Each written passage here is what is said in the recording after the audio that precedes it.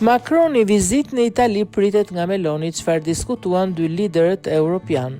Bisedimet me kryeministrin e Slovakisë Robert Fico dhe Giorgia Meloni u përqendruan në paqen e qëndrueshme në Ukrainë, ndërsa një darkpune me presidentin francez Emmanuel Macron shihet si një mundësi për të gjetur një bazë të përbashkët midis dy udhëheqësve. Presidenti francez Macron do të takojë kryeministren italiane Meloni. Macron ishte ai që telefonoi dhe i sugjeroi të takoheshin. Ky është një takim i rëndësishëm dypalësh, nga njëra anë duke zbutur kryeministren italiane, shumë të zemëruar që ishte përjashtuar nga takimi i vullnetarëve në Shqipëri, dhe nga ana tjetër duke folur për Francën si një partner strategjik të rëndësishëm veçanërisht tani. Presidenti francez mbriti disa minuta para orës 18 në Rom.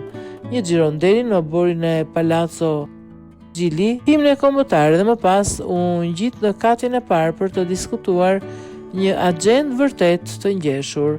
Ajo që ka rëndësi është se sonte përfshi nga Elizeja bëhet e ditur se Italia konsiderohet një partner i rëndësishëm me një rol vendimtar për të luajtur në procesin evropian të vendimarrjes, veçanërisht në lidhje me konfliktin Ukrainas, edhe sepse të dyja vendet bien dakord të mbrojnë Kievin, dhe nga këtu fillojnë përsëri duke bërë një bilanc të takimit midis rusëve dhe ukrainasve në Stamboll.